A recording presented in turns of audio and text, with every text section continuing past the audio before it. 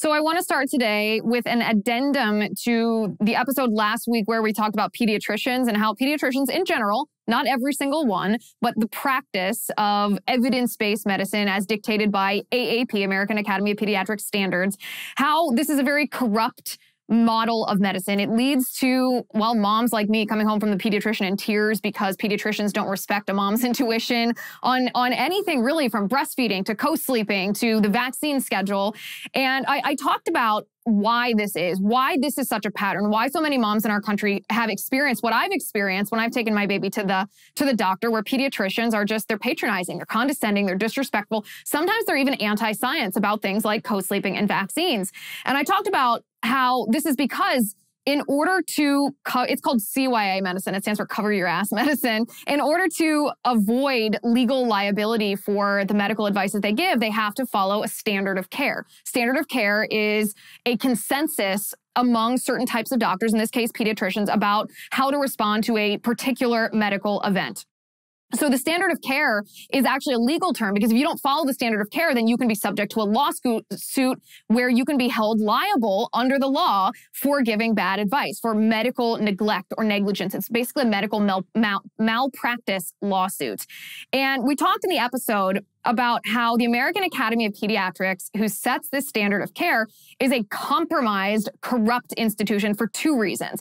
They're compromised ideologically, meaning they promote gun control. They actively advocate for a so-called assault weapons ban in our country. And because of that that ideologically leftist agenda item that they embrace, they talk to parents. The very first time you bring your baby into the pediatrician after that baby is born, for us, it was 3 days maybe after our baby was born, we took our baby into the pediatrician. They asked us if we had guns in the home. This is because they have an ideologically leftist agenda on guns, and they're using the vulnerability that parents feel when they have a brand new baby to, well, create fear in the hearts of these parents so that parents act or behave or support a political agenda, an anti-Second Amendment, anti-gun agenda that the AAP also supports. They're ideologically compromised on transgender issues as well. They actually support helping kids transition genders. Their ideology is very leftist. Very leftist. That's only one half of it, though. We also talked about the financial conflict of interest that is inherent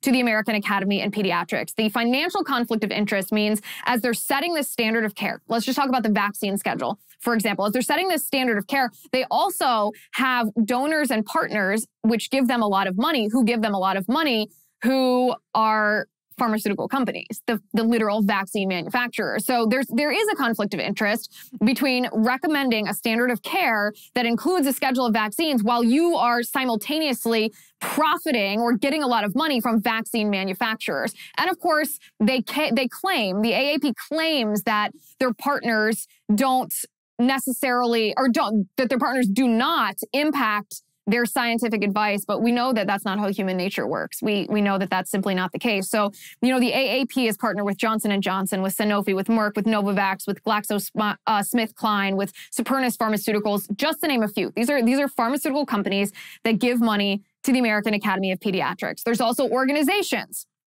like the JPP Foundation that gives millions of dollars to Planned Parenthood. They are a partner with the American Academy of Pediatrics. The American Academy of Pediatrics says that they analyze each of their partners to make sure that they have similar values and policy goals, even though they don't endorse everything their partners do. They do analyze them to see that there's policy alignment, is their phrase. And this is true with multiple foundations, not just the JPP Foundation, but the Nicholson Foundation, the Robert Wood Johnson Foundation. These are radical leftist organizations that give money to the AAP. The AAP claims that they have policy alignment with these organizations. So the AAP in general is they're a compromised, corrupt institution. They're corrupt ideologically in a couple of ways, not only gun control, not only transgenderism. They also push the principles of critical race theory under the guise of it being equity in healthcare. Equity is not equality. It's not equal access. It's not equal opportunity. It's equal outcome, which is discrimination. We know what the American Academy of Pediatrics has pushed when it comes to masking children in schools, when it comes to the COVID-19 vaccine for children as young as 5 years old. And pediatricians, of course, have to use the American Academy of Pediatrics standard of care, or else they risk legal liability. Well, We talked about that. If you want to listen to the entire episode, that's very brief blurb of what we talked about for an hour. We dived into the money behind the American Academy of Pediatrics and exactly how we've gotten to this place in medicine where pediatricians are so handcuffed by this legal liability and by these corrupt governing organizations that they actually can't use their judgment when they're caring for our children. Sometimes they actually have to reject the science of the thing when they're caring for our babies because that's how the system forces them to practice. Well, it gets even worse. Look what we have here. Now, before you skip the ad, just take a listen to this one. Gentlemen, we ladies know that our husbands use our skincare products when we are not looking, and that's fine. It's an even trade. So let me introduce you today to Genucel. Bags and puffiness under the eyes are a problem for millions of American men and women until now. Introducing the new Genucel serum with plant stem cell-based technology for under-eye bags and puffiness. Let me show you my two favorite products. Here we have the plant stem cell therapy anti-wrinkle treatment. This is a must-have. We also have the immediate effects 2. Now, as I said, Genucel has lots of products. These two are my favorites because you use the instant effects 2 and you will see results in the first 12 hours or your money back. I guarantee it. If you order now, you can save big on Genucel's risk-free introductory offer. Just go to genucel.com/Liz. It's spelled GENUCEL.com/Liz. You can order now. If you use my special promo code LIZ, Liz, you can save an extra 10% off your order today.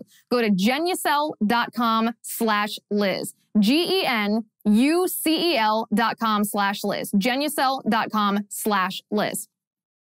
Okay, so pivot down to Florida, and we have this anti-groomer bill. It's called the Parental Rights and Education Bill. You might know it as the Don't Say Gay bill if you listen to the mainstream media, if you listen to the celebrities at the Oscars. Down in Florida, Governor Ron DeSantis signed the Parental Rights and Education Bill, which does not, by the way, prohibit anybody from saying gay. It prohibits teachers from facilitating classroom discussions in kindergarten, first grade, second grade, and third grade about sexual orientation and gender identity. It prohibits teachers and school administrators from hiding from parents if their child has a mental health issue related to gender identity and if their child is transitioning genders at school, using different pronouns, dressing as the opposite gender, being called by a different name, undergoing any kind of counseling or quote-unquote gender-affirming care. Teachers aren't allowed to hide this from parents. So how does this tie into the AAP? Get this. The AAP tweeted today. I want to show this on the screen. This is what it says. AAP, American Academy of Pediatrics, stands with the Florida AAP in condemning this law and supporting LGBTQ youth in Florida and across the country. Pediatricians are here for you and will continue to advocate for you. Now, the Florida chapter of the American Academy of Pediatrics put out a much longer statement. That's why the national AAP said they stood with the chapter in Florida. This is what the Florida chapter of the AAP says.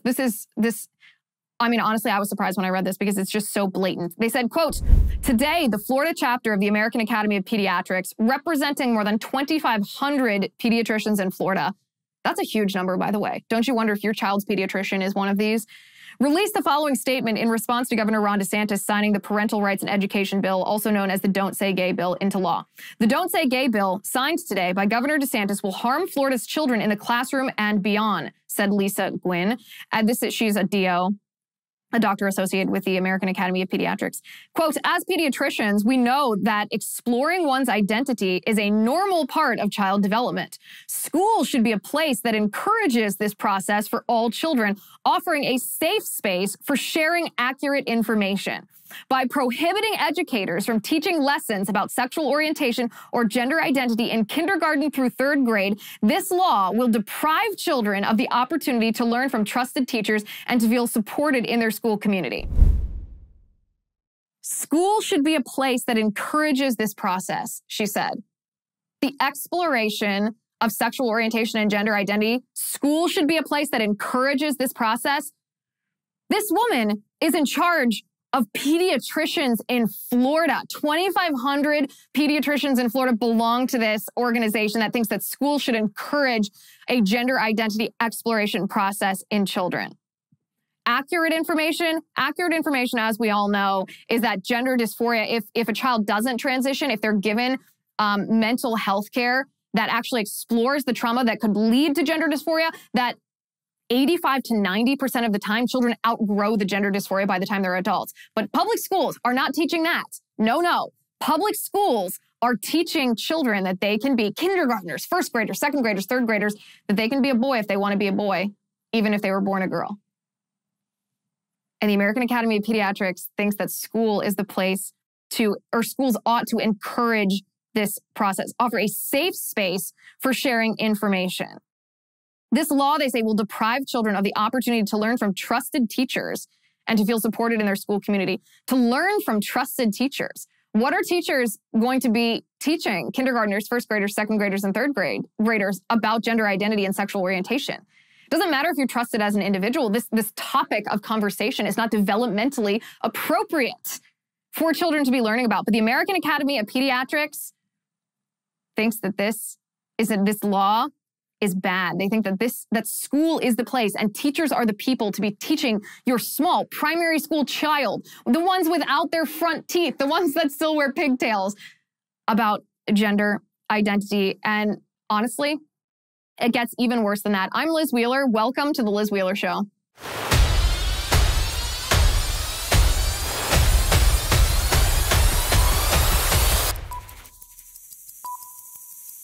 So as I said, an addendum to the episode from last week about pediatricians. So now we see that, well, pediatricians, the American Academy of Pediatricians and all of their members are groomers. Groomers are people who actively want to separate children from their parents, actively want to destroy the nuclear family unit, want the state to be the ones to indoctrinate, to brainwash children, particularly in gender ideology, particularly in a way that allows adults, ideologically driven adults, to then abuse and exploit children in order to fulfill their own political agenda. The American Academy of Pediatrics are groomers. These pediatricians that belong to this organization are groomers. Ask your child's pediatrician, do you belong to the American Academy of Pediatrics and do you embrace their transgender ideology? Do you think it's okay for kindergartners to be taught about gender identity, for sixth graders to hide from their parents if they're transitioning at schools, and for school administrators to lie to the parents about that information? Ask your child's pediatrician. Ask them. You will be shocked by what you find. Traditionally, we like to think of three places, three professions, if you will, as being elevated above the rest. We like to think of clergy being spiritually elevated above the rest. We like to think as doctors, they have a higher calling. They serve people. They help heal people. We like to think of teachers. They're molding people. They're guiding children. These three professions we've always thought of as being, at least on a moral scale, having this higher purpose, this vocation, this calling. And now we see these pediatricians that are completely compromised by their governing organizations. And we see the teachers' unions. Teachers' union boss, Randi Weingarten. Keep in mind, she is the president of the union, the second largest teachers' union in the entire United States. This is what she tweeted.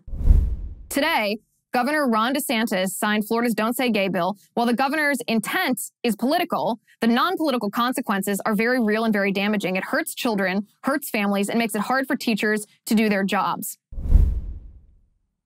What do you think a teacher's job is? How on earth could it be defined as part of a teacher's job to facilitate a classroom discussion about gender identity for a kindergartner, first grader, second grader, or third grader?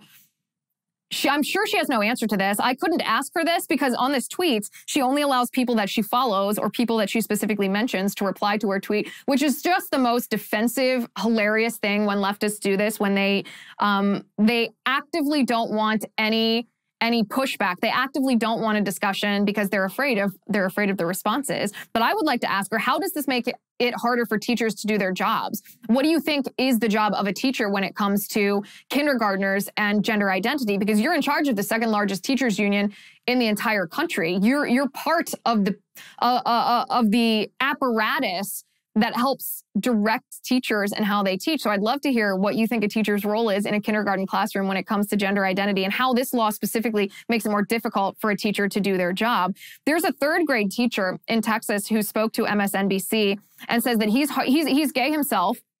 And he says that he's heartbroken because he can't discuss going paddleboarding on the weekends. He can't discuss with his kindergarten classroom the fact that he goes paddleboarding with his gay partner.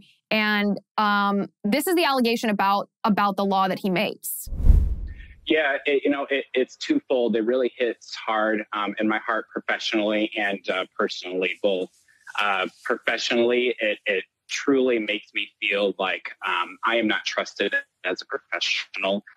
I know my kindergarten standards through and through, and nowhere in our curriculum does it have anything about teaching sexual orientation or sexual identity. So for them to say that's happening, it's kind of crazy. But we should be able to have discussions, and that's what we're encouraged to do in kindergarten. And then personally, because my kids do have questions. They want to know who my partner is in pictures outside of my classroom, and I should be able to speak to that. So do you worry that you won't even be able to talk about your own personal home life? I mean, I have a child in kindergarten right now. I know exactly that my child has 2 teachers, one of which has a daughter at home and is single. The other is married and has 4 children. I know everything about their lives because my kid tells me. Absolutely. You are 100% correct. That's what we do as educators. We build relationships with our kids. And in order to build relationships, you talk about your home life. You talk about what you do on the weekends. That's building community.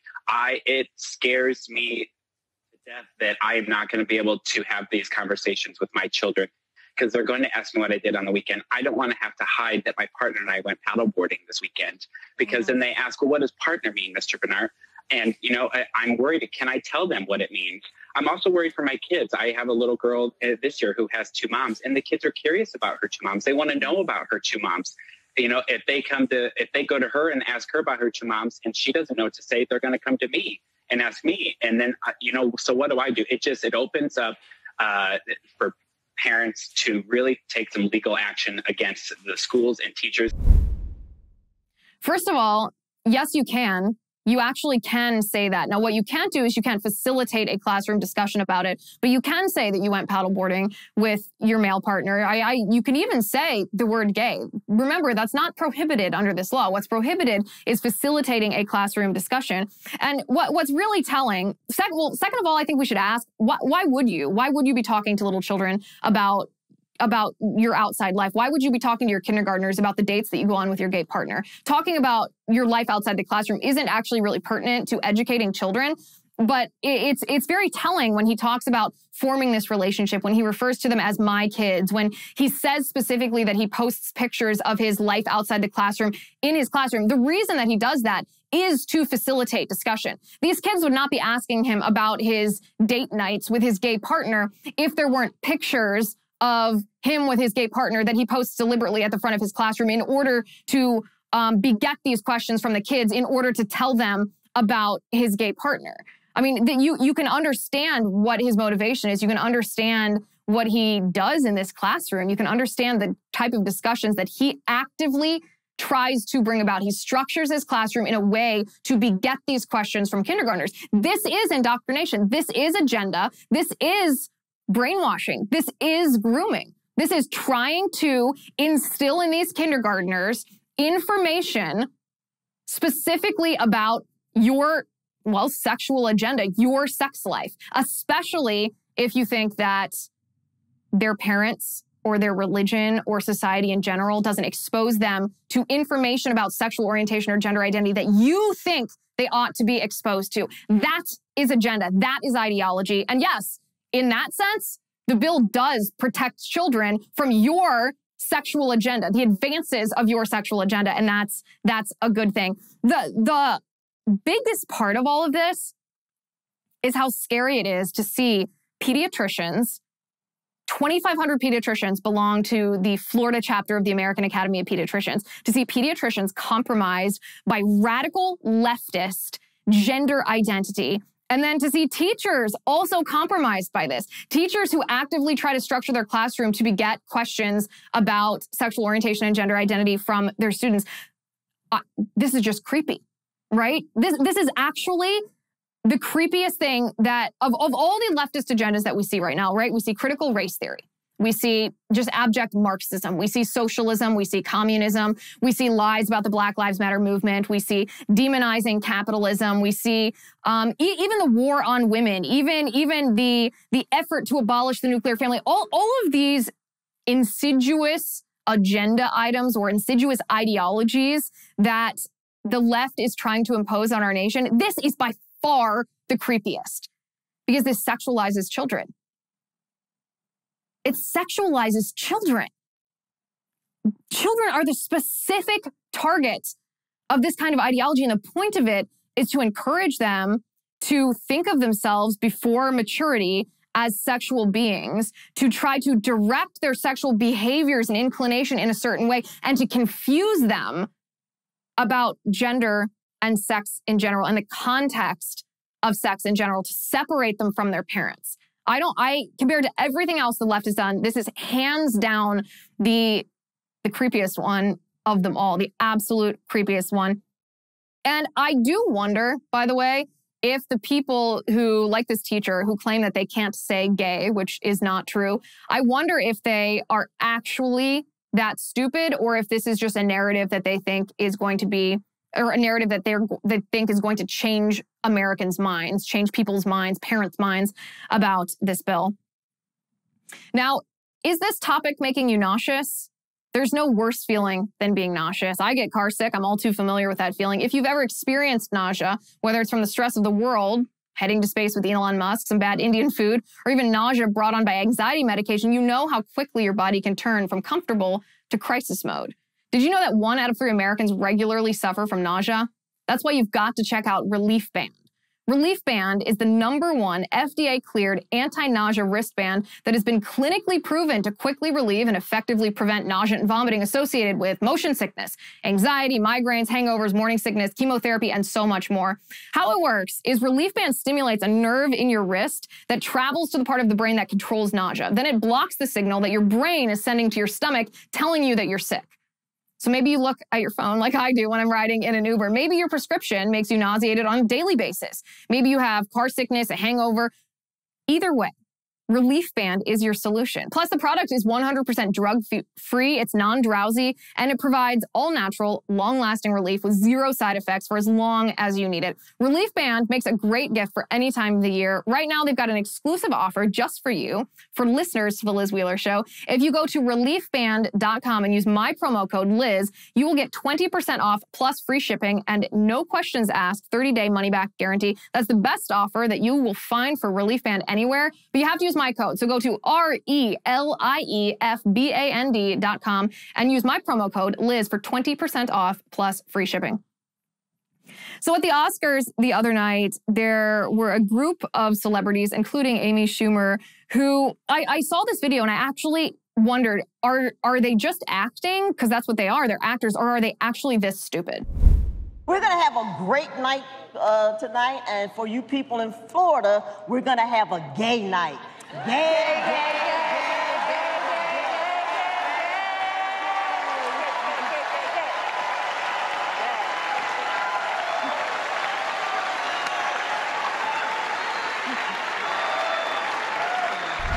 Yeah, so I wondered, are they actually this stupid? And then I remembered that it's Amy Schumer. So I think the answer to this is when it comes to celebrities, yeah, they're really that stupid. But the people that aren't stupid are the mainstream media pundits and the leftist political operatives who started this narrative, because it's very easy to believe, if you're stupid, that this is true. And it sounds terrible if it actually were true. It sounds like something bad if it's actually true. Now, we know, of course, that it's not true. But what's interesting in Florida right now is Disney is threatening Ron DeSantis. They are virtue signaling. They're acting like the woke corporation that they are. But I find it very interesting to observe this because DeSantis is handling this perfectly. He has all the power in this negotiation with Disney. Disney actually doesn't have any power in this back and forth. And DeSantis, I think, recognizes this, which is key in this kind of blustery, bluffing type of, virtue signaling. Because, for one reason, Disney is not going to move away from Florida. Disney can threaten DeSantis. They can condemn DeSantis. They can oppose this bill. But ultimately, Disney's power lies in the fact that their product brings an incredible amount of revenue to the state of Florida. Their tourism brings an incredible amount of revenue to the state of Florida. They are one of the things that Florida is actually known for. However, they're not just going to pick up shop and leave the state. They're not going to leave Florida. They're not going to move away. They're all bluster in this case, all bluster and corporate wokeism. And so DeSantis is handling this entirely correct. It's not going to cause Disney to suddenly fire a ton of employees. It's not going to cause the people of Florida to suffer in any way, shape, or form when it comes to their livelihood or their paycheck or their job. Disney has no power in this interaction. And so DeSantis should not back down at all. In fact, I wanted to mention, I've been wanting to mention this, and this is a perfect time for this. This is actually why Jeremy Boring at the Daily Wire, his new product, Jeremy's Razors, is a fabulous idea. So I don't know if you saw the commercial. It's very, very funny. He did a very good job on it. But from a purely culture war standpoint, this is actually exactly what we need, because the commercial is funny, but the product is actually real. And we don't need an entirely parallel economy. And we've talked about parallel economy before, meaning when woke corporations try to cancel conservatives or refuse service to conservatives, how conservatives need an alternative, say, okay, we don't need you. We don't need you, big tech. We don't need you, YouTube. We have Rumble, an apparatus that's built in a way that can't be canceled. We actually only need a few viable, successful businesses like what Jeremy has hopefully created. Remains to be seen how successful it is, but I'm rooting for it.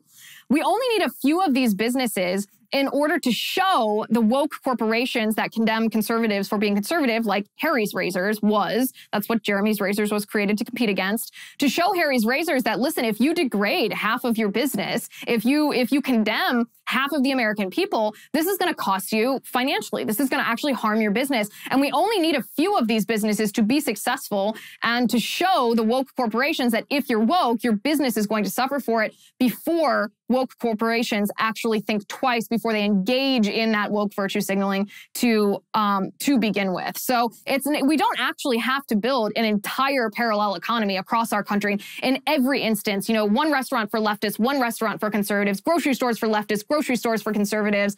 We don't have to build all of that. We just need a few successful competitors that can show woke corporations what happens when they actually have competitors. And then we need people like Ron DeSantis, politicians in positions of power who can identify when they have the power in a negotiation with a woke corporation. The woke corporation actually isn't holding something, in this case, Disney isn't holding something over DeSantis's head, that if DeSantis refuses to cave, then DeSantis's constituents are going to be the ones who suffer, thereby maybe motivating DeSantis to act in his constituents' job interests versus the ideological interest. So it's very interesting to watch this play out right now, to watch this happen. But this is what happens when these cultural battles are fought at the state level. Using the internet without ExpressVPN is like having a first aid kit, but not keeping it stocked up. Well, every time you connect to an unencrypted network, whether you're at a cafe, hotel, airport, any hacker on the same network can gain access to your personal data. I'm talking your passwords, your financial information. It doesn't take much technical knowledge to hack someone. You just need a cheap hardware, and a smart 12-year-old could probably do it. Your data is very valuable. Hackers can make up to $1,000 per person selling personal information on the dark web. Now, fortunately, we have a solution to this. We have ExpressVPN. ExpressVPN creates a secure encrypted tunnel between your device and the internet so that hackers can't steal your sensitive data. It's super secure. It'd take a hacker with a supercomputer over 1 billion years to get past ExpressVPN's encryption. It's also easy to use. Fire up the app, click one button to get protection, that's it. It works on all devices, phones, laptops, tablets, and more, so you can stay secure on the go. I personally like ExpressVPN because I travel a lot, I'm in airports a lot. I don't have to worry then about my identity being stolen or my family's safety or security online. So secure your online data today by visiting expressvpn.com/Liz. That's expressvpn.com/Liz, and you can get an extra 3 months free. expressvpn.com/Liz. So this is what happens. What we're seeing play out in Florida, this success of the parental rights and education bill. This is what happens when cultural battles are fought at the state level. And we've talked about this briefly before, but in more of the hypothetical sense, this is the very concrete sense. So at one point, Democrats waged a very successful campaign, cultural campaign against conservatives and liberals said, listen, we want the separation of church and state. We don't want your morality, your religion to be in our law because it's not fair to those of us who have different belief systems. And they called this tolerance. They say, we don't need you to accept our ideology or our lifestyle. We just want you to tolerate our right to live this way, our right to hold this belief system. And conservatives naively said, okay, we'll take our morality out of state laws. We'll take our morality out of legislation, and we'll just leave the absence of morality to allow everyone to make the choices that they think are best for their lives. Now, in a utopian sense, maybe this would work. In a practical sense, here in the United States, this hasn't worked. In a practical sense, what's happened is the absence of religion or the absence of morality in state laws has left a vacuum that allowed the left to actually legislate their version of morality. Now, it's a twisted, warped version. It's not actual morality, but it is the principles along which they structure their ideology. And it's allowed them to actually codify their ideology into law. Now, when their ideology is codified into law, that forces us to adhere to it. It impacts our persons, it impacts our families, it impacts the education system. It ultimately impacts our ability to even practice our own belief system. And so what we're seeing in Florida is the reversal of this mistake that conservatives made. And conservatives made this mistake primarily around the gay marriage debate, of 20, 25 years ago. We're seeing this reversal in Florida where Ron DeSantis is saying, well, wait a second, we're not going to have the absence of morality in our state law. We are going to acknowledge objective truths. And what I mean by objective truth is really what we're facing in our nation right now isn't just a political battle. It isn't just a culture war. We're actually facing a spiritual battle, or we're engaging in a spiritual battle in our nation. And one of the questions that you have to ask when you are engaging in a spiritual battle is, are we going to acknowledge objective truth? Because reality exists whether or not we acknowledge it, whether or not we want it to be that way. It simply is. Objective truth is truth. It is reality. So the question is, are we going to acknowledge objective truth and reality, or are we going to be moral relativists? Are we going to instead embrace modernity, which is the idea that your conscience and your conscience alone, how you feel about it, dictates right and wrong? And so what happens, and like I said, we're watching this play out in Florida, but it's a very important blueprint that we should all be learning from. What we're watching play out is, if we acknowledge that objective truth is, that it exists, then it's very obvious that kindergartners should not be taught about transgenderism. It's very obvious that parents have a right to know if their 12-year-old, their 6th grader, is transitioning genders, and they have a right to get that information. Therefore, meaning we should prohibit teachers and school administrators from refusing to give that to parents or lying to people's parents. So this is really a spiritual battle that's happening in our nation. Are we going to be a nation where we put this false idea of tolerance on a pedestal higher than objective truth, higher than reality? And remember, it is a false idea of tolerance, because in a utopian system, yeah, it would be great if we could have the complete absence of morality and laws and everyone could make their own personal decision about how to live their life. But that's not what's happening.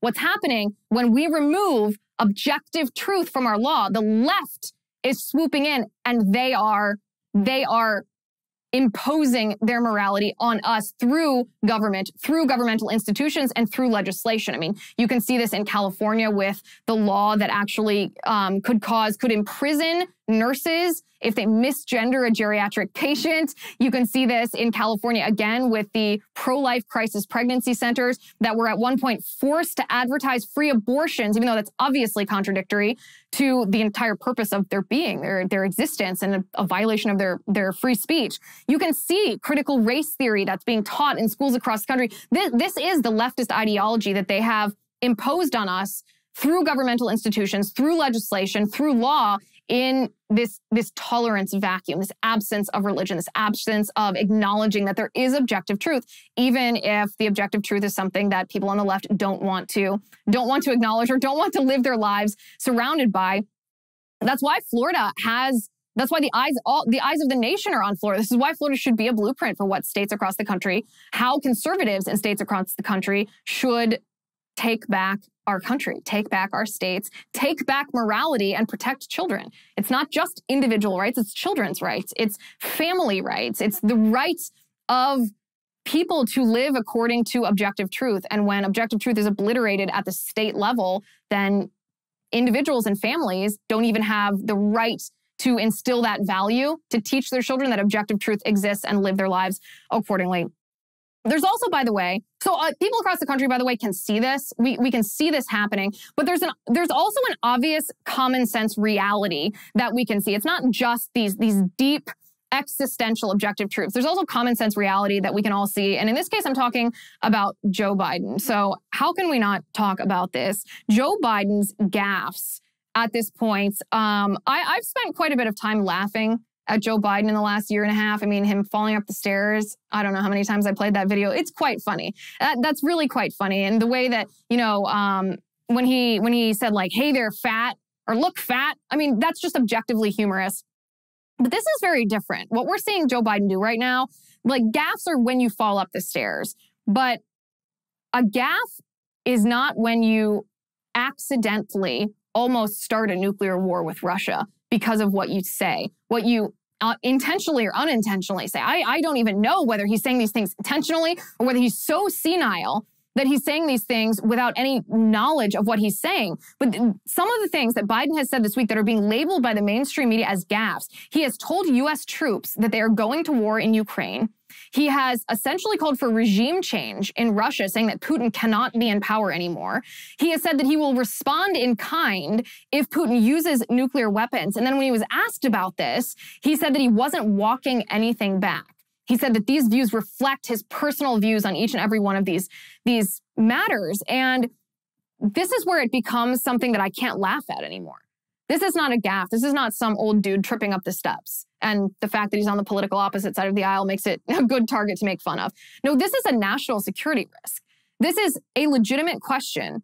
When you sit down at the dinner table, you're talking to your spouse. Are we going to go with war? Are we going to be in a war with Russia? Are we going to face nuclear war in our lifetime because of what Joe Biden is saying? This is a national security risk, something that could impact every one of our lives in this country, all of our children's lives. And as I said, it's not a joke anymore. I mean, Tucker Carlson this week was calling for the 25th Amendment to be invoked, meaning that the cabinet members of the Biden administration get together and say that and vote on the fact that Joe Biden is not competent anymore, that he's mentally unstable, and therefore they remove him from office. Now, I don't think this is a good idea, because what are we left with then? We're left with Kamala Harris, who just waxes philosophical about the significance of the passage of time, doesn't even know that Ukraine is not part of NATO. But this is something that we as the American people need to be thinking about really seriously. What is the recourse? What is the recourse when we possibly are going to accidentally be pushed into a nuclear war with Russia because Joe Biden is so out of his mind, geriatric and addled, that he's saying these things that could tip us in already a situation that's on the edge, could tip this situation into an actual war. And when I'm sitting here thinking about this question, what is the recourse? I think, well, okay, so if we end up landing, if it results in nuclear war, we know it's Biden's fault, but that's not something that I want to be right about. That's not a prediction that I want to come true and say, oh, I said if Biden did X, Y, Z, that it would result in nuclear war with Russia. No, we want to prevent this before it happens. I mean, this is the most serious case of elections have consequences that I've ever seen. And it's one of those situations that should cause each and every person in this country, when they enter the polling place, when they're about to mark their ballot, to put aside some of the mainstream media sniping, the partisan bickering, and really think, is this someone who is capable of leading our country? Is Joe Biden fit to be commander-in-chief? Or is this a senile, radical leftist president who might accidentally push the United States into a nuclear war with Vladimir Putin and Russia? We have to put as many checks as possible on this insane person's capacity for power as soon as we possibly can. I'm talking about Congress after we take back Congress in 2022. Taking back the Senate in 2022 has to be a priority, because Congress will ultimately vote on whether we go to war. If Biden accidentally pushes us into a war with Russia, Congress ultimately will vote on whether we go to war here. Congress has a right and they have a responsibility to constrain Biden. Another word for that is to balance Biden. That's why we have 3 separate branches of government to constrain Biden before he forces us into a nuclear war. And again, I understand how heavy of a topic this is. I understand how easy it is to laugh at Biden, to make fun of him, to mock him. And there's a time for that and a place for that. This is really serious. This is no longer a Biden gaffe. If I see a headline that says Biden gaffe, then I know that that person writing it or that person reading the headline is not only an unserious, ideological partisan on the left side of the aisle, they're idiotic and they're dangerous. They're protecting a man who could very well lead us into nuclear war. And that should inform everybody's vote, regardless of whose side of the aisle that you're on. I also want to talk about Supreme Court Justice Clarence Thomas was in the hospital. And while he was in the hospital, the mainstream media started levying attacks against his wife, Ginni Thomas, for texts that she sent to the Trump administration or to Trump administration officials following January 6th and following the November election about the election integrity. And we are going to talk about this in a little more depth over on Locals. This will be a segment for Locals VIPs at LizWheelerShow.com/locals. Please join us to talk about the Ginni Thomas text messages. LizWheelerShow.com/locals. Head on over there and we'll see you over there in just a minute. Thank you for watching. Thank you for listening. I'm Liz Wheeler. This is The Liz Wheeler Show.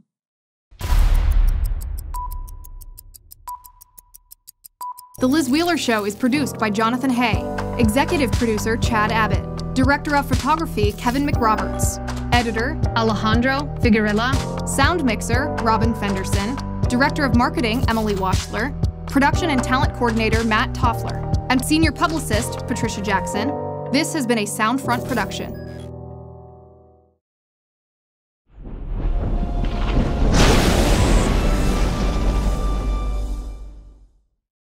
If you haven't already, give this video a thumbs up, hit the subscribe button below, and ring the bell to make sure you never miss a video.